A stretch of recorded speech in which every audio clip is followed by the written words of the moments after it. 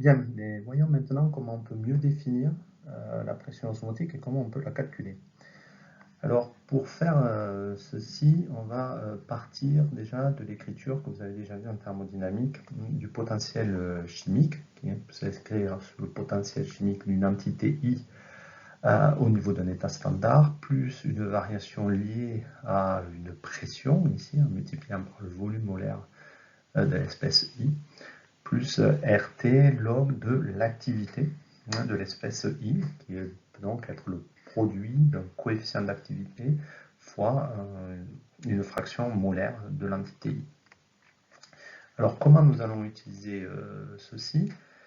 Eh bien en fait, quand on a une membrane semi-perméable qui sépare deux compartiments, un compartiment où il y a un solvant pur et ici un compartiment où il y a une dispersion, eh bien, ce qu'il faut considérer, c'est que cette membrane étant perméable à l'eau, eh bien, à l'équilibre, on va avoir égalité du potentiel chimique de l'eau dans ce compartiment et du potentiel chimique de l'eau dans ce compartiment-là. Donc, si on écrit maintenant ceci, eh bien, en fait, on va écrire donc le potentiel chimique de l'eau dans le compartiment S égal au potentiel chimique de l'eau dans le compartiment dispersion ici. La partie potentielle chimique à l'état standard va bien sûr s'annuler. On va avoir juste un écart dû ici à une pression ici P0 du côté solvant, une pression ici P0 plus la pression osmotique côté dispersion, plus ici un terme qui va être RT log de l'activité de l'eau, qu'on ne va pas retrouver ici à gauche parce que l'activité de l'eau, comme c'est de l'eau pure, va être égale à 1, donc on ne va pas avoir ce terme-là. Par contre, quand l'activité de l'eau sera inférieure à 1 à cause du soluté qu'on a là, on va avoir ce terme ici. Et donc, en faisant l'égalité de ces deux termes-là, on va pouvoir estimer la pression osmotique ici et la relier donc à l'activité de l'eau. L'activité de l'eau qui est donc un concept qui va permettre de traduire la disponibilité de l'eau. Le fait qu'il y ait de l'eau qui soit accessible et libre dans le système.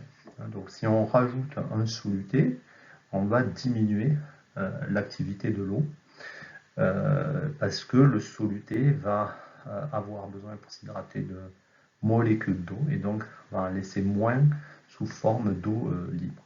Donc c'est ce qu'on retrouve notamment, alors on l'utilise beaucoup en agroalimentaire. On sait par exemple que des moisissures ne peuvent pas trouver suffisamment d'eau libre si l'activité de l'eau est inférieure à 0,7. Donc si vous avez une activité d'eau supérieure à 0,7, vous pouvez avoir des moisissures qui se développent par exemple sur la confiture. C'est pour ça qu'on va utiliser, on va saler pour diminuer l'activité de l'eau, on va pouvoir sucrer, rajouter du sucre, du sel ou même fumer en rajoutant des particules qui vont diminuer aussi l'activité de l'eau. Donc maintenant, oublions la confiture et voyons comment on peut relier la pression osmotique à la concentration en soluté. Alors pour ça, on va écrire ici pour une solution idéale, pour commencer. Donc pour une solution idéale, le log de l'activité de l'eau, on va considérer que le coefficient d'activité est de 1, et donc on va écrire que c'est le log de la fraction molaire d'eau dans le système. Donc il va du coup être à 1 moins la fraction molaire occupée par les particules ou la dispersion dans le système. On peut écrire ensuite comme ça en développement limité. Si xp tend vers 0, si vous avez un système relativement dilué, qui est le cas idéal. Et donc en écrivant ça, vous pouvez voir que si on écrit le log de l'activité de l'eau comme moins xp et qu'on le remet dans cette équation ici, on va pouvoir démontrer ce qu'on appelle la loi de Van't Hoff, avec la pression osmotique qui sera égale donc à xp, la fraction molaire en particule ou en entité ici, sur le volume molaire de l'eau fois RT. Ce qui s'écrit, si on est dans un système dilué toujours, comme la concentration molaire en mol par mètre cube, donc fois RT, qui peut donc s'écrire, donc ça c'est une écriture plutôt chimique, on peut aussi l'écrire en physique en considérant le nombre d'entités par mètre cube, donc plus le nombre de molécules mais le nombre d'entités ici, fois la constante de Boltzmann fois la température. Hein. Ça va donner le même calcul, en sachant qu'en fait, le rapport entre constante de Boltzmann et constante de gaz parfait va se retrouver être le nombre d'Avogadro, hein, qui traduit le nombre d'entités que vous avez par molécule, ici. Après, il va falloir faire attention à un point particulier, c'est que là, quand on va parler de nombre de moles, ou de nombre de particules ou d'entités, ça va être des entités dissociées. Donc si on a un sel comme NaCl, il faudra compter le fait qu'on a des Na+, et des Cl-.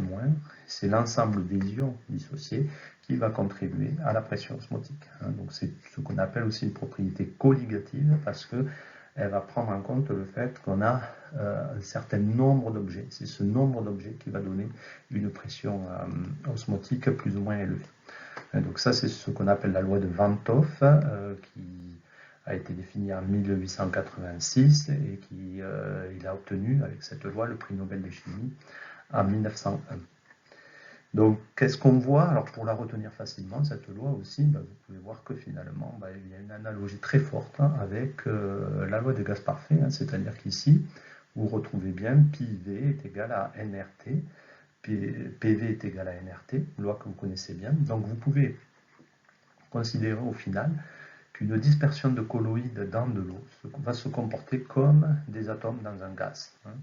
Alors lorsqu'on est à un milieu idéal, donc un gaz parfait, on va retomber sur la même chose ici. Et donc on va voir comment utiliser cette équation maintenant pour faire des calculs.